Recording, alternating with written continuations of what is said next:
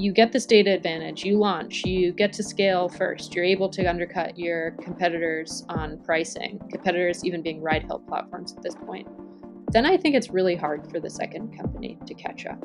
Today, we have a very special episode with Tasha Keeney joining us. Tasha is an analyst at ARK Invest in the role of Director of Investment Analysis and Institutional Strategies, and she covers autonomous transport and 3D printing.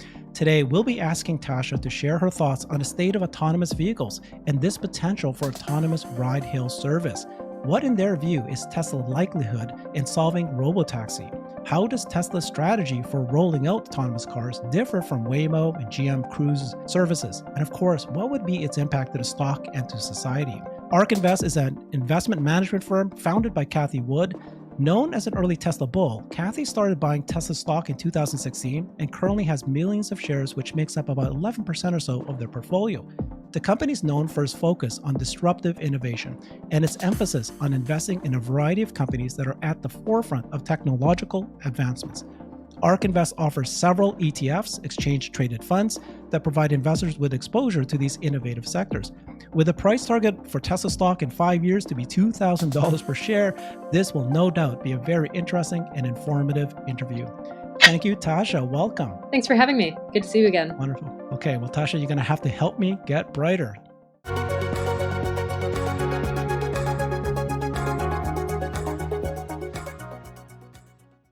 Wonderful. Thank you so much, Tasha. I appreciate this. So, right off the bat, I've seen you on a number of shows, and you guys have done a deep dive on Tesla and, of course, these other innovative companies. But for Tesla specifically, I've heard you say the price target you've got for 5 years is $2,000 per share. Can you tell us how you came up with that? I know a lot of it is to do with your belief in Robotaxi and autonomous ride-hail. Yes. So, the first thing I'd like to say is, ARK publishes our research on Tesla on our website. So, Yes. the great thing about the Tesla valuation, and the reason I can talk through it so much is because it's actually public. So we have a blog on our website where we go through the bull, the bear. As you mentioned, our expected value per share is $2,000 by 2027. Really the driver of that is Robotaxi. So actually, if you look on our site, we have a chart that shows. I'm just pulling it up now. 1 second. That shows the what sort of makes up the enterprise value that we expect in the next 5 years. And for Robotaxis, that is. Yes. So it's roughly 67% of the enterprise value. So this is a really meaningful driver for the company. And that's really the reason that we talk about it so much. Gotcha. Yeah, no. You guys have been an early bull. This is something you've been following. Are you getting more excited than the more that you see the FSD improve? That when you just heard Elon talk about FSD version 12 not having the beta label, and you must have just jumped up and down when you saw the plans for Dojo supercomputer. Although he did say that Dojo is not necessary for the solving of Robotaxi. Yeah, so I do think that announcement was pretty important. So at the investor day, we did hear that, and Tesla has said this, that they are constrained on training. So they're running at 100% capacity right now. So every their Dojo is going into production. They said next month, but you can imagine that the ability to scale and to improve quickly, as if they're, I think they said they have like 0.03% capacity or something right now. I mean, it's basically 100% utilized. Yeah. So any little bit there helps. So I would actually expect that to be meaningful for them to get over the finish line. Even if it's not completely necessary. I think the question is like, well, maybe it's not necessary, but will it certainly help? Yeah. Our estimate for Tesla crossing the line to create a fully autonomous capable vehicle is the midpoint is 2024. So that'd be next year. So I think for that to happen in that time period, this is probably pretty significant. Hey there, thank you for joining me. If you can, please consider supporting this channel so I can keep it going. It's a lot of work arranging all these amazing interviews. One of the easiest ways is just to click that join button and become a member of the channel. Thank you very much. Let's get brighter. what's your definition of that midpoint of that threshold? Is it it's not Robotaxi, right? It's just the fact that it can actually have less bugs or no bugs, version 12. What's your definition? So I actually am considering that Robotaxi, but I think it doesn't necessarily mean that it'll be available everywhere. So I Mhm. do think, Tesla's approach to full autonomy is that they're not trying to do a singular city approach like Waymo and Cruise. It's not, just Phoenix, and we're going to launch in, this 10 square mile radius. That's not what I'm saying. What I'm saying is that I think they will selectively seed the network, with Model 3s that are coming off lease, to, jumpstart in a particular city where it makes the most sense first. So I think that's when it begins to be possible, when they might be able to drive some commercial revenue from it. If it'll be in 20 cities by that point, probably not. But I think that Yeah. that's when it's possible that we could see the early innings of that network. Okay, gotcha. And it makes sense. I mean, we know that Waymo and Cruise has already got geofenced locations, so it makes sense that by that point it'll happen. But I'm just curious how Mhm. you guys have so much conviction in this, which is great. But there's many others who are saying, "Hey, I'm testing FSD beta. I see that it still makes mistake. The most Yeah, recent version blows by sometimes. Just things that it used to be able to do better, do well." But yeah. what are you tracking to really know for sure that this is actually improving and going to improve?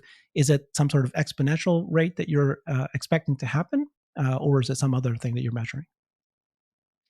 Yeah, I mean, what gives us the most well, I think well, first, let's just talk about autonomous technology and robotaxis in general. I mean, Cruise and Waymo have cars on the road today, so we know that it's a solvable problem. So then the next question is, well, is Tesla the company to solve it?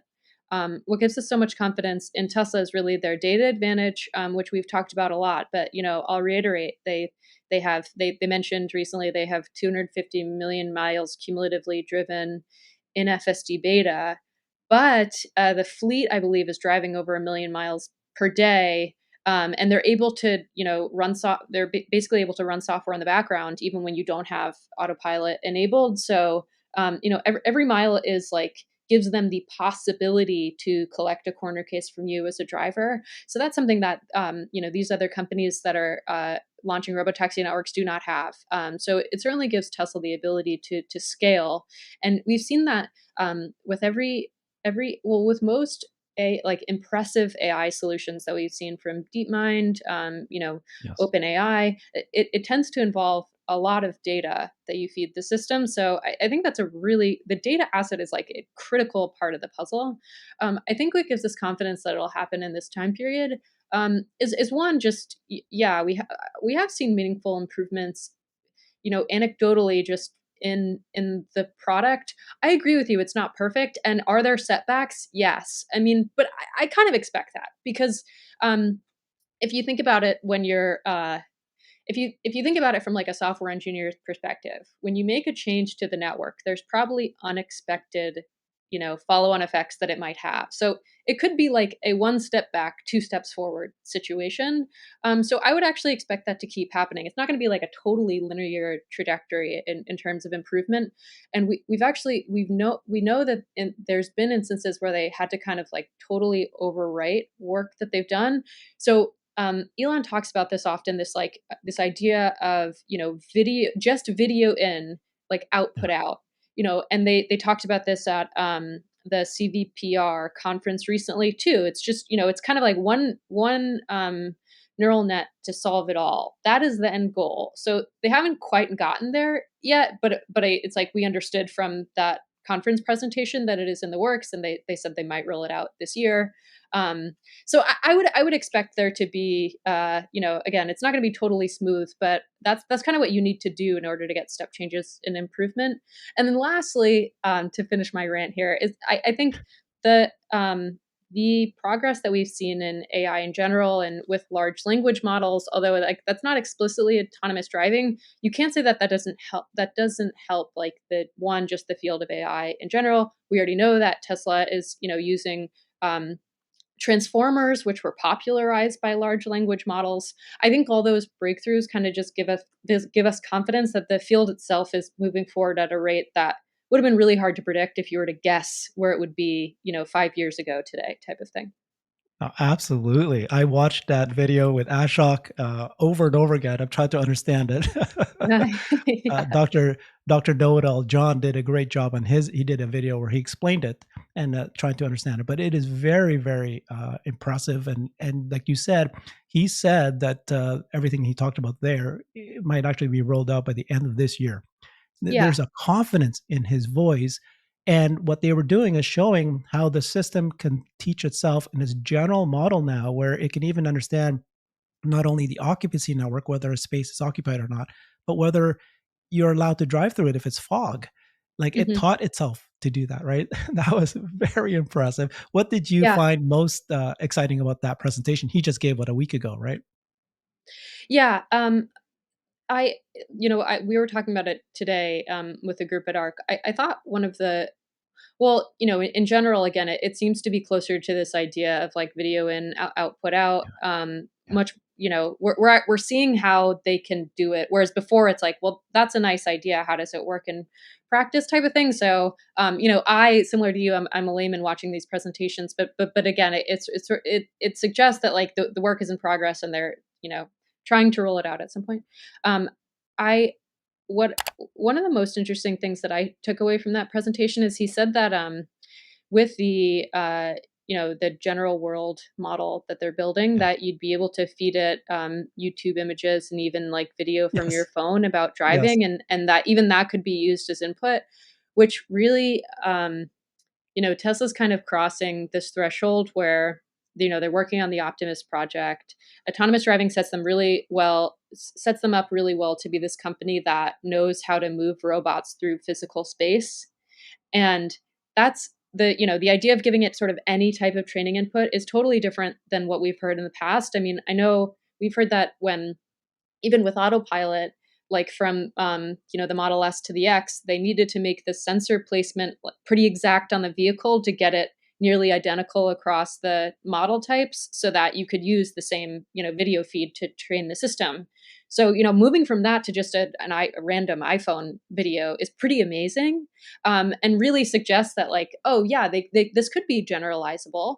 If other automakers fail to achieve full autonomy, like maybe autopilot, they will license autopilot to others, as Elon has said, and I guess maybe they'll have the capability to do so. I guess if you believe this presentation, so I was really impressed by that. Yeah, no, absolutely. The generalized world model, right? Just using videos, like you said, for many all the cars, not just the ones with FSD, and now YouTube videos, they can Hmm. recreate through this model of what the car that the world looks like, the streets, the trees, the signs, and then the system labels it on its own, auto labels it, and so Right. it's just yeah, accelerate everything.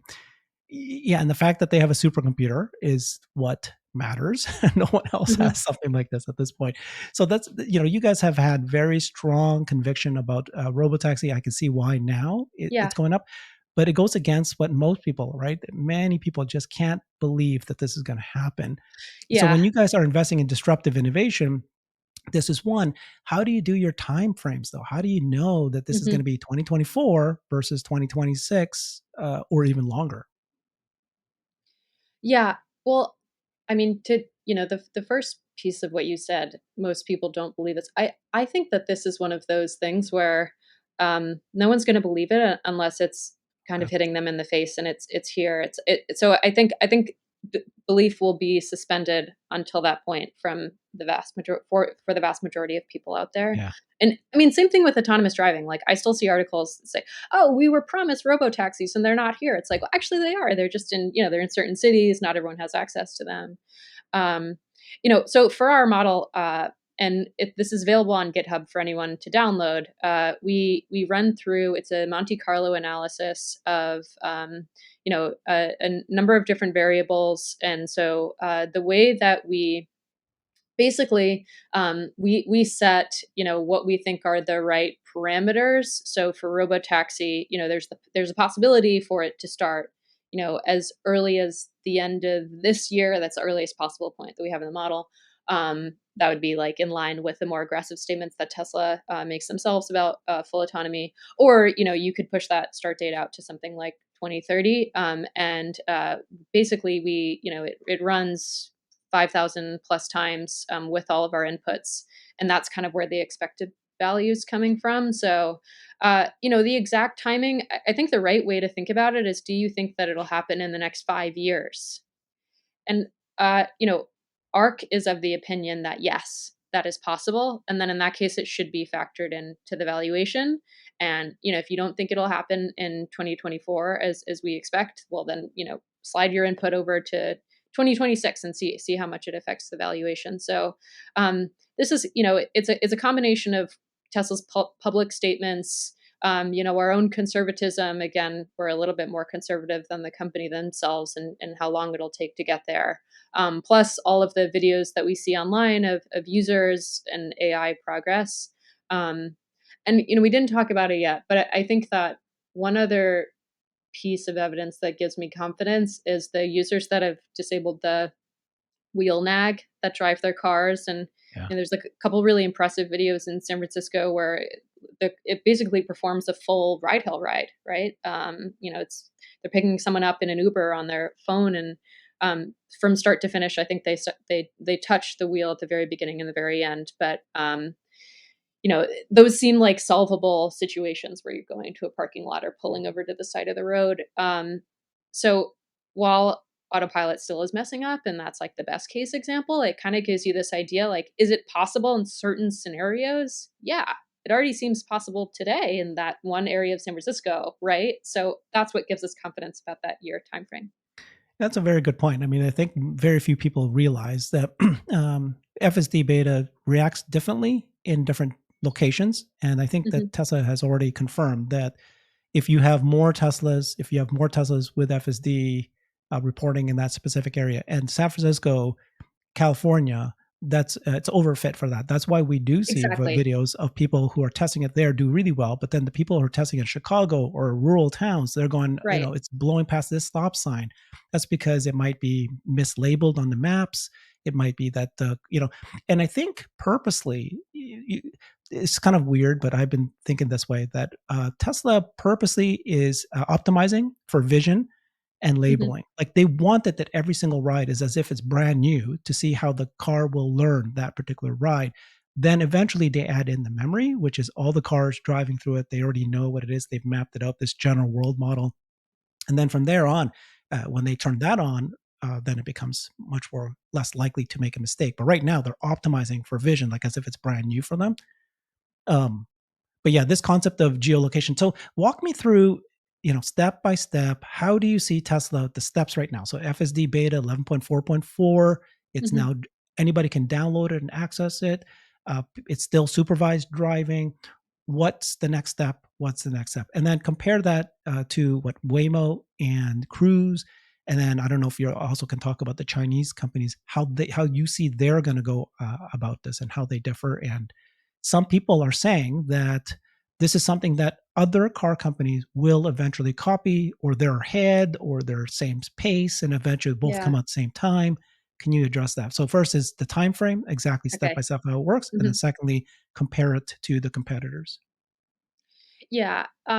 So, step by step, I think I think that, right. We've heard that, the version 12 won't be beta. What What do you I mean? am What do you in think he means by that? Yeah. Yeah. I'm interpreting that is really close to, if not the point at which, well, you can think that first. So they're going to do this really carefully, which I think is smart. Other automakers have systems where you can already take your hands off the wheel and drive your car, but that's because it's constrained to only on the highway. So I think Tesla's going to be really careful to, and abide by what NHTSA would like to see before they make that possible. But that's like the next major step for me. Someone being able to, the average driver, right, being able to just disable the wheel nag, take their hands off. Some people, again, as we've seen, are already doing that. But for that to just be like a feature that's rolled out and approved, I do think that, at that point, there's probably going to be some, you're then you imagine, like, the next step is, okay, well, I don't have to have my eyes on the road all the time. Exactly when that's going to happen, like in this time period, I'm not sure, right? But I think could it happen in the next year? It seems like it from the progress that we've seen. Um, I mean, the stuff that Tesla doesn't really talk about as much is then actually like bootstrapping the ride hail network. So they already have the capability to do that. I mean, they have this immense set of driving data. They have people that are it's probably, you can imagine it's like you as Tesla that's getting data back from these vehicles. You likely know which ones are being used as ride hail cars just on the utilization rate alone. They're probably driving way more than the average Mhm. driver in like specific, Mhm. one specific cities, like frequent drop off pickup up points. So they already have like navigation and route data there. It's more just like, okay, well, how are they going to actually roll out an app and make this available to consumers? And I do think they're prioritizing crossing the line to full autonomy before that gets rolled Mhm. out. I think that that's also a smart decision because I think that solving for full autonomy is the more difficult piece of the puzzle versus, launching like their version Mhm. of Uber. I'm not saying that's easy to do. I'm just saying that the latter is more, or the former, sorry, is more difficult. So those are kind of like the rough steps that I expect, and I think you're right. Like I could easily see this happening in a place like California where you know they know it's a trusted service. There's a lot of Teslas there, and it works really well right now. What about some people think that the day that they will know that this is actually going to happen is when Tesla decides to say that insurance, we basically are taking liability for this drive. Is that part of your thinking at all that that might even happen? Yeah, I mean, I would expect them to do that once you are able to take your eyes off the road. Then the computer has to be at fault. They're already setting up insurance. That seems to be a fairly complex approval process state to state. So I think they're probably going as fast as they can there. But yeah, I do expect the insurance platform to eventually cover the computer liability in the future. That said, I also think that the cost to do so will be less expensive than there'll be a premium for a car that's heavily utilized like a ride hail vehicle today, like ride hail insurance, but the accident rate I think will be lower. I've modeled that I expect it to be roughly 80%, more than 80% lower on an accident like per X amount of miles basis. And that's looking at how autopilot in planes was first introduced and how those, the complexity and the accident rate came down subsequently. So, but yeah, I do expect that to be, a part of that Tesla verticalization puzzle that they're putting together.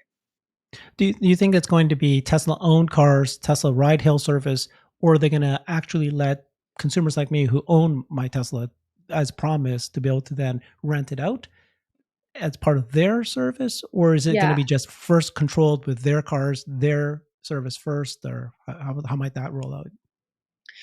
Uh, Given Tesla's history, I expect them to do it themselves first. So we know that they can take cars that are coming off of lease that don't have the option for the customer to buy them. Of course, they can take cars off the production line if they felt like that was the right decision to do, given customer demand and all those things at the moment. Um, I do think that they will. It seems like there's going to be the possibility for owner. I think there could be the possibility for owners to put their cars on the ride hail network. I do think that that's probably going to be the more rare of the two. I think it's more of a fleet model that Tesla will first own itself, but then like further down the road, like in the next 5 to 10 years, I expect them to have a fleet partner that houses and maintains these vehicles. Like, I don't think it makes sense for them to hold all of these cars on their balance sheet necessarily, but they're going to want to bootstrap it and set it up themselves because that's what they do with most of their new projects, right? They try to do as much as they can internally. Right. And do you think that they'll be able to? You were saying the cars on lease, but that would might have hardware 3, right? Wouldn't they optimize for hardware 4 when you roll it out? Just make sure you got the best tech, or do you think that hardware 3 can do this? Yeah, I think that the way that it'll work is it'll be okay. So I picture it to first the you can imagine that the first that's a good point. The first vehicles on the network could be the latest generation hardware, but I expect over time for it for them to be able to fit even earlier generations with FSD capability. Like the statement that they made, okay, every car produced past this point, some like what was it now? The 2016 announcement that they made. Um, I do expect all of those I expect Mhm. them to sort of fulfill that promise either through, the swappable Tesla chip in the car solution because they did upgrade the in car computer, or through kind of just like the network getting better and like as we talked about before, if it's so generalizable that you can train it from a YouTube model now, I imagine that once they perfect that piece of it, which is probably not going to be in this first iteration, first release, that then it'll start moving backwards to sort of earlier generation vehicles. If that makes sense. Yeah, I was really still shocked that Ashok said said that he is planning they're planning to roll this out. He paused for a long time, then he said, "I think by later this year." I was like, "Whoa, it's already middle June," and this is Ashok saying this, you know. Yeah. So it's like, okay, this means that they've been playing with it, they've been using it. You heard Elon say that the Dojo has already been, like it says in production July, but he said, well, we've actually already started using it. So it feels like they have actual data or knowledge that this is maybe further along than, that they're a little bit more confident, but conjecture on their Yeah. part. Yeah. And, Elon always sounds more confident than ever. So I think, to your point, for someone from the engineering team to say that, maybe Yeah. that is really exciting. But like, I would also say if it doesn't happen by the end of the year, Right. you know, people, this is the type of thing again where I like to think of it as, is it going to happen in the next 5 years? Like, is it something Yes. I as an investor should think about? And then in that case, okay, yes, it's really interesting. But if it's like a 6 month delay, I don't think that should be as critical to this type of story, like the exponential growth story. Okay, fantastic. Thank you for doing that. You walked me through step by step. Thank you for that. So competitors, right? People think that Yeah, Waymo and Cruise are way ahead. We've seen videos from China. Actually, I have not done my own research on the Chinese yeah, progress, but some people are saying, oh, they're so hmm, far ahead too. They've got yeah, authority from the government. The good news, by the way, is that every single country seems to be. Europe is fast tracking FSD beta usage in Europe. Every hmm, country seems to have they're going to start expanding it to other countries. Now we're seeing them yeah, Tesla hiring ADAS people to test out FSD beta there. And then other countries are now approving or headed towards approving FSD beta being tested there. But so, you know what I mean? Like, I guess my point, yeah, we should actually spend a little bit of time talking about this because definitely. a few years ago, everybody said, oh, yeah, maybe the tech will get there, but there's no way the cities and the regulators will ever approve this. It's going to take Hmm. them years. But in fact, the opposite has happened. It Yeah, seems like they're all just jumping the gun, like maybe even jumping the gun, but they're actually proving it and they're creating committees and they're actually hmm, promoting this to happen. Let's talk about that before we get to competitors. Yeah. Tell me what you're thinking about that if I'm right. yeah. I think. Well, I guess yeah. On that, because we think that robotaxis will be beneficial for the economy. They'll be beneficial for cities because they'll prevent accidents. I mean, we see like with cell phones and distracted driving uh, accidents today versus 5 years ago. I mean, it's just not a very pretty picture, and I think it's like in the city's best interest to get it passed. That said, I mean, there's always going to be pushback. We see that happening right now in San Francisco. You know, uh, Cruise Waymo vehicles at emergent. Well, Yeah. the claim is that they're not Yeah. behaving as they should at like emergency response scenes. So it's not perfect, but yeah, let's give credit where credit's due. Waymo was first to get a commercial service, albeit in a very limited area in Chandler, Arizona. I think they're likely now watching what Cruise is doing and wanting to move even faster because I think Cruise, they've expanded service to all of San Francisco. They're launching in Austin. They said that they would. I think if you look at the time period from when it took them to launch in San Francisco, it was something like I don't know a number of years, and then 90 days to launch in Austin where they didn't have any Hmm. service before. So I think that's pretty impressive. I like that they're moving away from HD maps too, by the way. Of course, that's like more similar to what Tesla has been saying for a while. And certainly seems to make sense. Like maybe you want a more generalizable approach as you're expanding service, and maybe whatever you've learned in San Francisco has given them confidence to do so. I think the main difference between Tesla competitors, as I said, is the data advantage. So Cruise and Waymo. Cruise has 2 million miles in the cumulative lifetime of the project. It might be more than that at this point, but I think that's the last announced data point that they gave. Waymo, and that's driverless miles. That's what they count. Waymo has, they call it public rider only miles. So it's not quite apples to apples, but close enough. That I think they've announced a 1 million mile marker so far. And then again, 250 million miles Tesla FSD beta. Is it totally apples to apples? No. I mean, you still have a driver behind the wheel, but I think it just gives you an idea of the scale and the data difference between those companies. And of course, the big difference is Tesla's doing it vision only, where these companies are using LiDAR and HD maps. I think that the HD map approach has proven itself to be first to market. And now it's a question of, well, who's first to scale? And I think that the vision only approach, which in a lot of ways Tesla actually had to do to get the right hardware on consumer cars on the road. But that's how they're going to get the scale, get the data advantage to solve this on like a more generalizable scale, where maybe they could launch faster in other cities than competitors have done so far.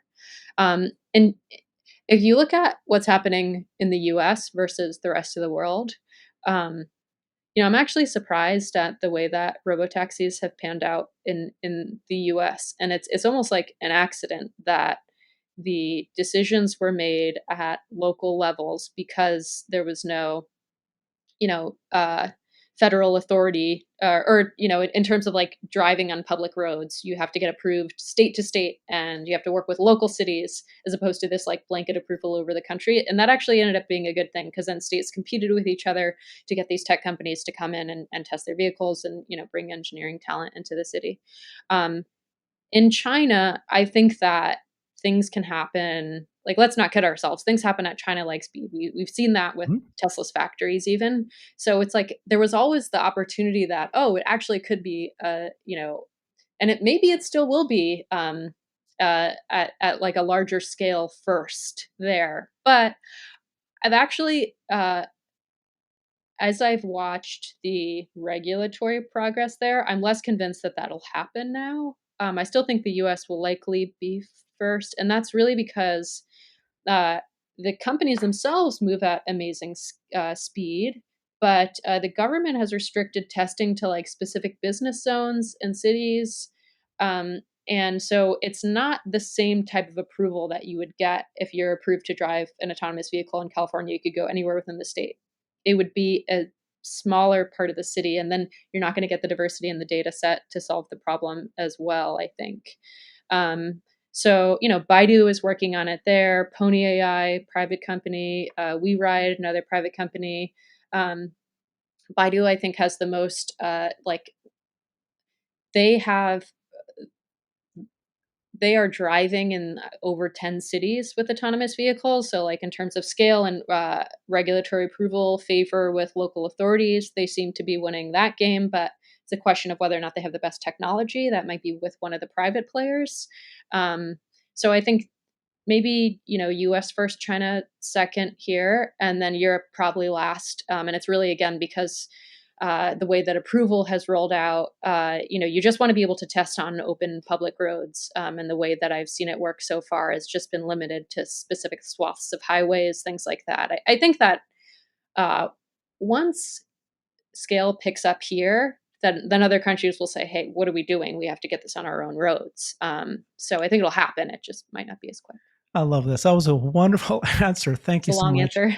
Okay. No, I prefer that. Thank you, Tasha. But so many questions I've got right now. So first is, Yeah. do you believe that there's truth to this concept that people are saying that NHTSA, regulatory Mhm. body for driving here in motor vehicles here in the U.S., that if they had seen FSD beta being used as human supervised driving, causing any issues, like significant, issues to be concerned about, they would have shut it down. They would have said anything. The fact that they've been quiet, is that kind of like, yeah, you can't really read too much into that? Or is that there's some truth that maybe it is true that Tesla has released data to show that autopilot is 9 times safer than human drivers alone. So human supervised autopilot is 9 times safer, and human supervised FSD beta is 6 times safer than a human driver.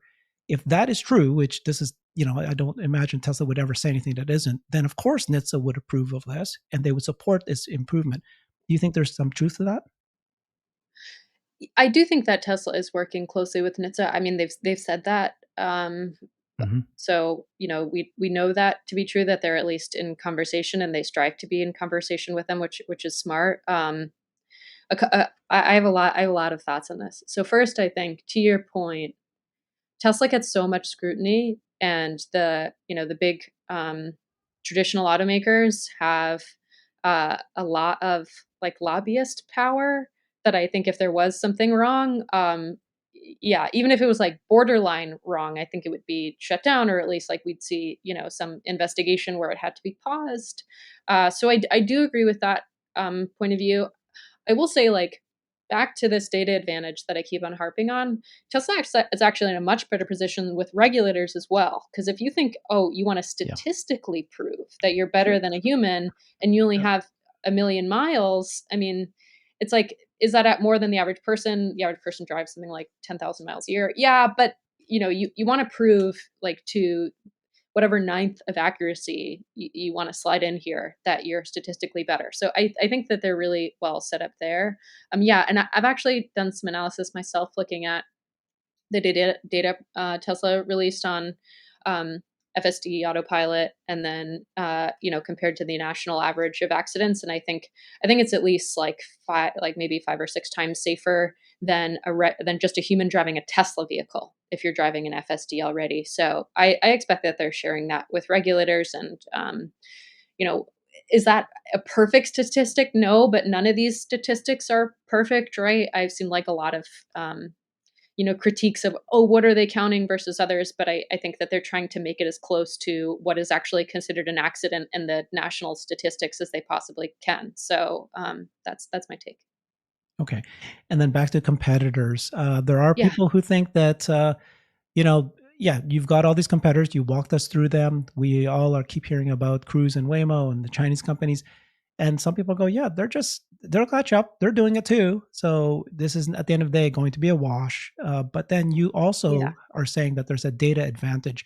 So yeah, I keep telling people, if you believe that in order to do robotaxi, you must have the three things that Elon said, right? You'd have to have a supercomputer, you have to have billions of miles driven, and you have to have the neural nets and the engineers to do this. If you don't have all three, you're not going to solve this problem.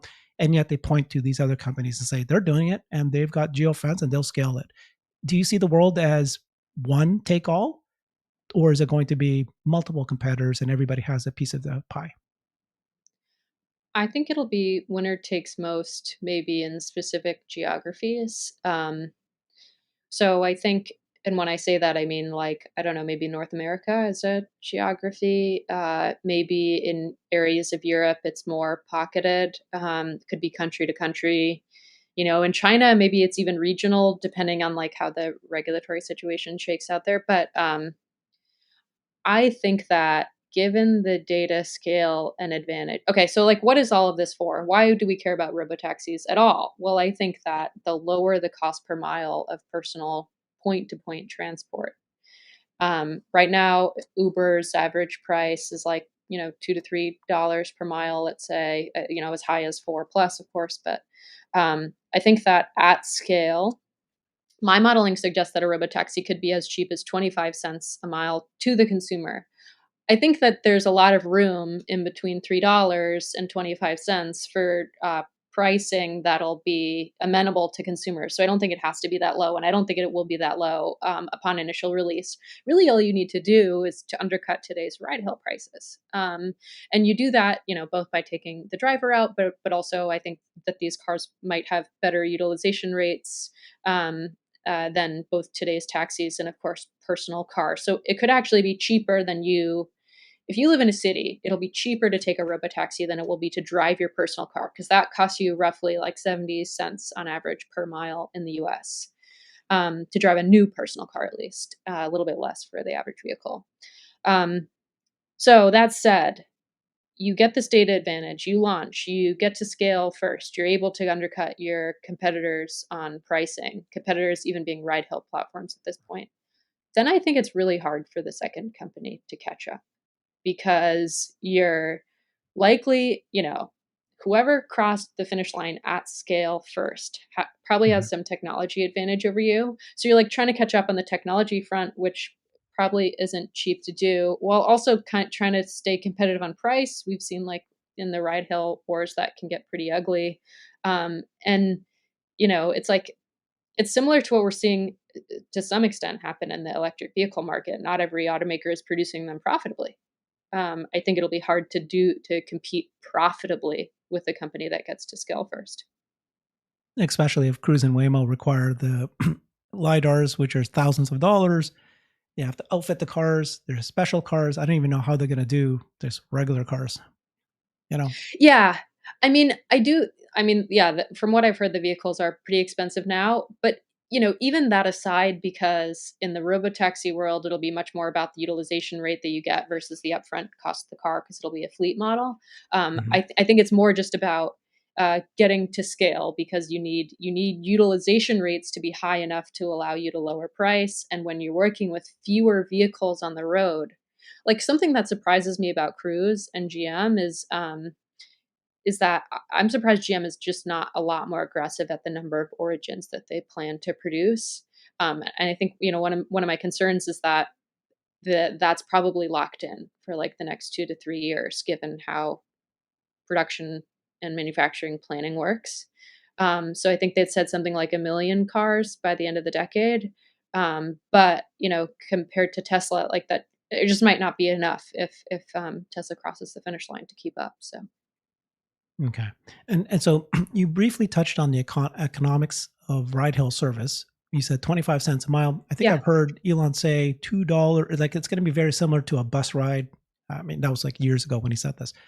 Oh Um, yeah. uh, any other steps of the economics of this? So I think that people are saying, okay, if you own a car, you're going to, I think I saw some of your data point that I think you have 50%. It's like, obviously this is variable, you can change it. But if you assume that 50% of the time, my car that I own, I'm going to go and rent it out to other people. And then how many hours in a day, the fact that this is, the car is pretty low maintenance, low insurance.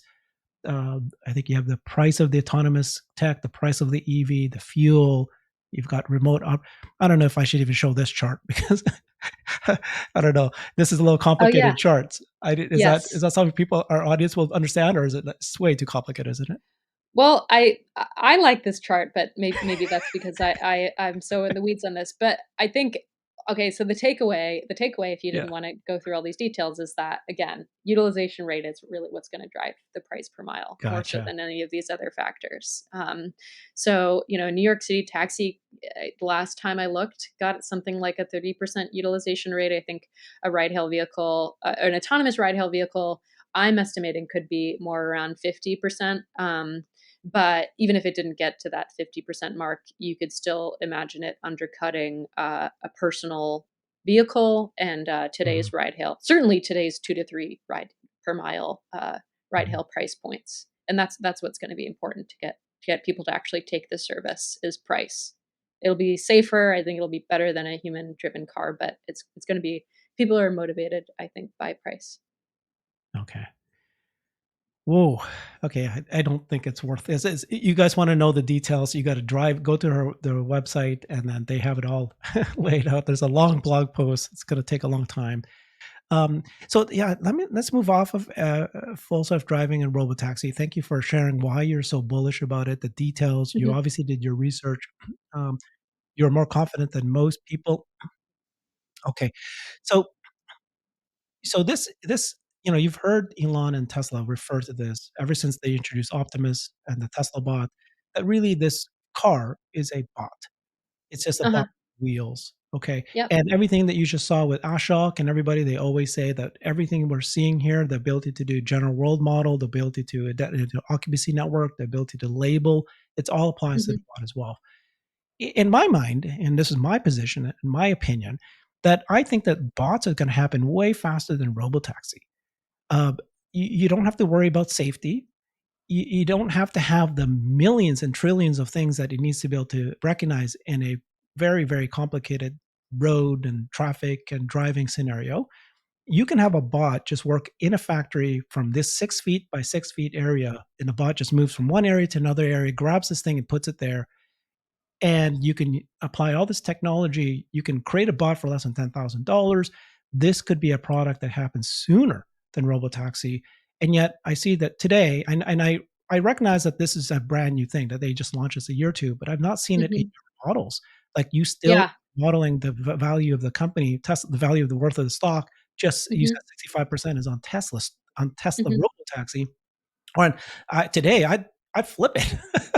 I'm so much more confident that bots will be a thing. Now, granted, when I say this, people think I'm crazy. They think bots is decades away, and I'm like, I've Hmm. talked to 4 experts who tell me that building the bot is less than 10,000. They are able to build thousands of these today if they wanted to. If they think that they've figured out they don't want to scale before you've actually locked down the design, but as soon as you Hmm. lock it down, they can build thousands very quickly. And like I said, it can be a very specific use case. It doesn't have to fold your laundry. It doesn't have to, wash your dishes. You don't even sell it to consumers for decades from now. All you need to do is use it in a factory, and that business alone is massive. So, where do you guys fit with that concept? Yeah. The reason it's not in our valuation model is because I think it's a question of will it have an impact in the next 5 years? So I'd actually take the other side of that. I'd say what gives them the confidence and the ability to make Optimus is what they're learning on the autonomous taxi side. I do think that I don't know that it's an easier problem to solve. I mean, you're dealing with humans all the time. It's like think about like on the, there are clearly defined rules to driving, whether or not everyone follows them perfectly, but there are rules and there are the it's not quite as of a clear definition. I mean, like pick and place robots, if you're only doing one thing, then yeah, I mean that already exists, but that's not really what Optimus is. It's more like a general purpose humanoid robot. You expect it to do tasks that humans do, and I just think that there's more complexity there. So I think it's really interesting. I think I understand why Tesla thinks that they can do this. As we talked about, they're building the foundation model for things that move through physical space, and they have this amazing data asset. It doesn't port perfectly, but as we heard Ashok and others say in the CVPR presentations, it you can train it on new data, but you then have the model to run on Optimus that you use that you built from the vehicle network. Uh, so I think it's exciting. We are doing work to determine exactly what the market potential is, but the reason that we're focused so much on robotaxi is because we think it's going to happen first, and that's if you have a 5 year investment time horizon, that's where we think time should be focused. And then the other thing I'd say is again, we haven't quite tuned like what the opportunity for humanoid robots are as a total market. But I think robotaxis, it's going to be a market that's worth trillions of dollars. I think service revenues alone, my estimate, in the next 5 to 10 years, that could be something like nine or $10 trillion globally. So What it's is that? just What service revenue? that's the revenue that come off of the per mile prices that consumers pay for ride hail. So I think that it's such a large opportunity that it's going to drive R&D dollars towards it, and companies are going to be interested in making profits off of it. That's why it's going to be solved first, like versus trucks, other things. I think that'll all go autonomous. Very important. Still a big market opportunity, just not quite as big as the ride hail Gotcha. market. Okay.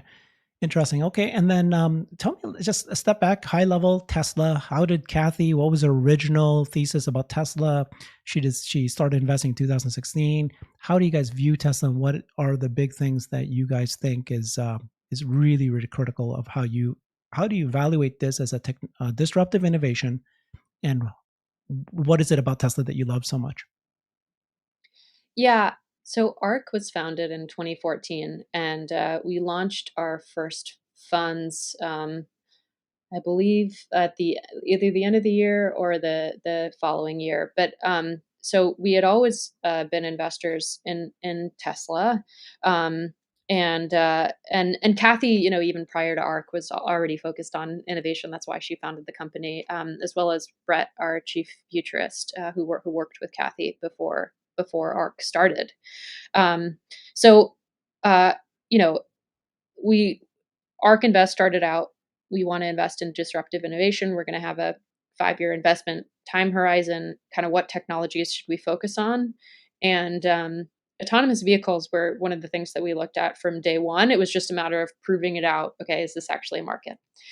So that's where I came in and tried to do the analysis to determine, okay, what is the price per mile that you could charge for an autonomous taxi? Oh, actually, that makes it interesting because it's really cost competitive with what's out there today. And then what is the market for driving globally, and what do we think this adoption rate could be over the next 5 to 10 years? So that's kind of how we got to this. Oh, actually, this should be measured in the trillions. Um, and originally, back then, if you recall, Tesla was not always saying that it would solve for full autonomy. Elon said, No, "Oh, the last that's exactly 10% true. so hard."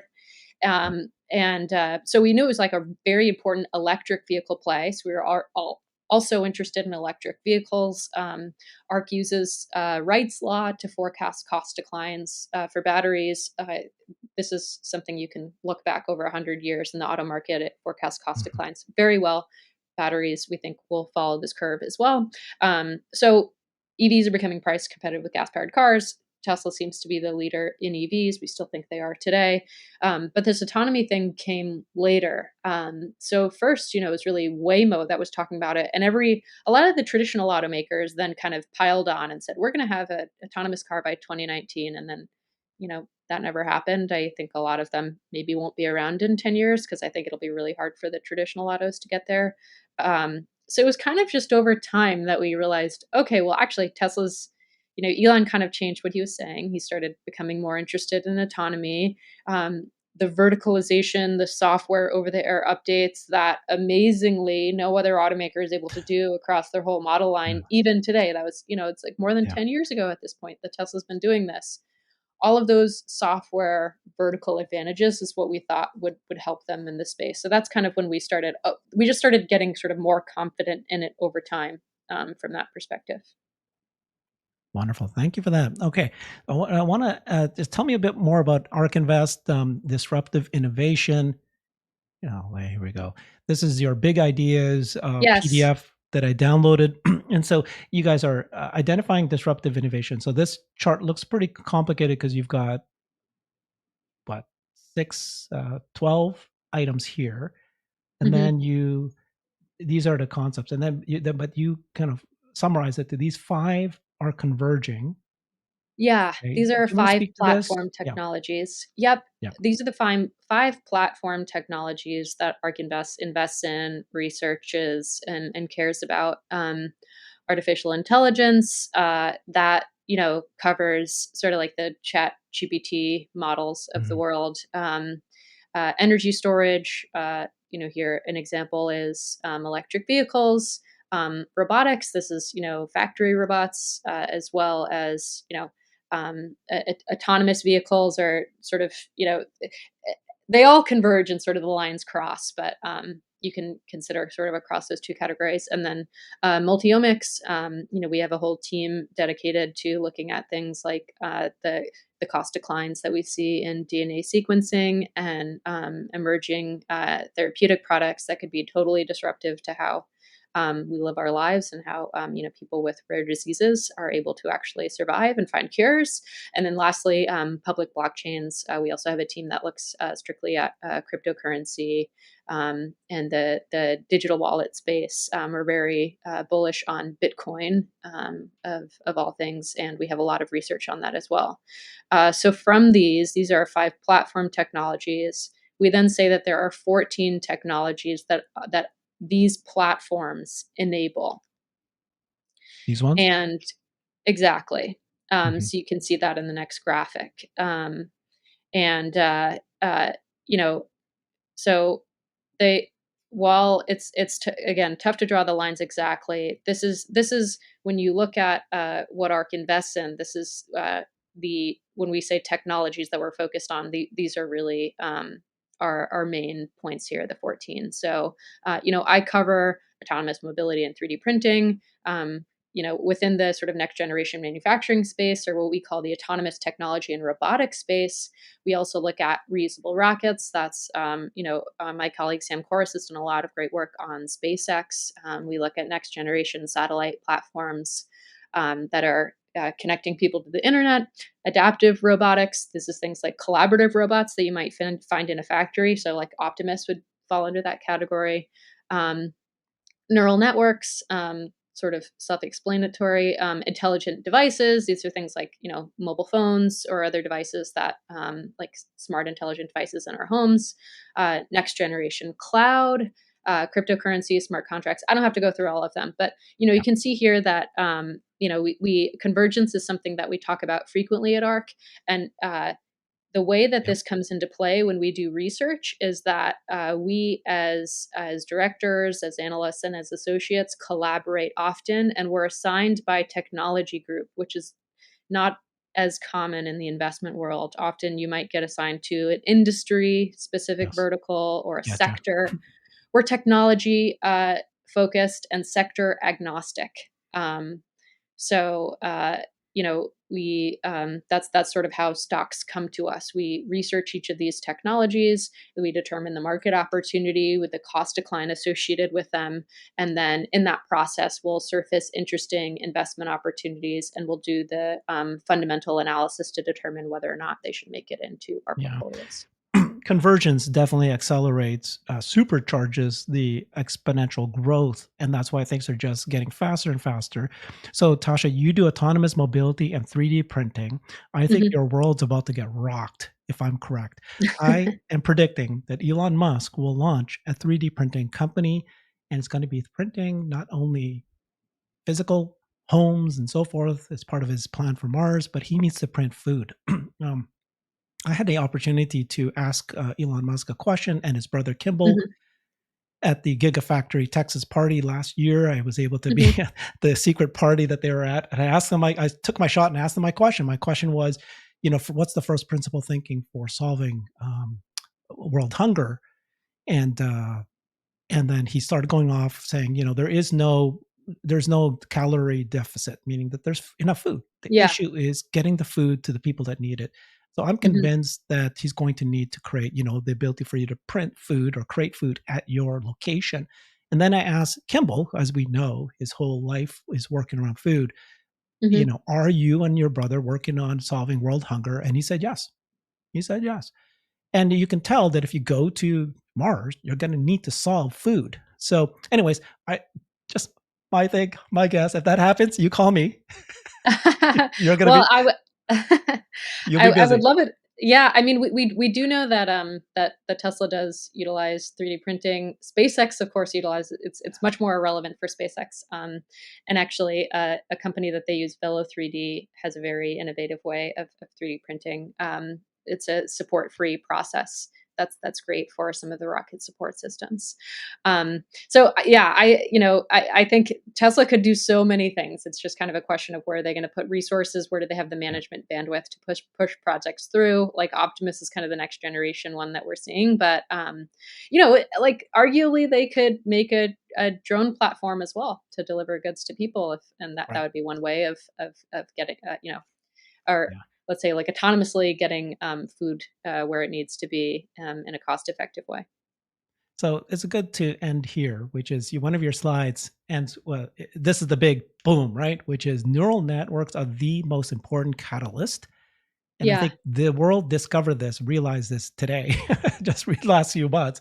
But this whole thing is Tesla is an AI company. Can you speak a little bit to that? Because obviously, AI, neural networks, the supercomputer we've been talking about, it applies not only to autonomous ride hail services. It won't just apply to the Tesla bot. It's going to apply to everything that they do in every part. You got battery technology, right? Factories, intelligent devices. what's your quick 2 minute explanation of why you think neural nets is so critical, and how does Tesla's approach with this?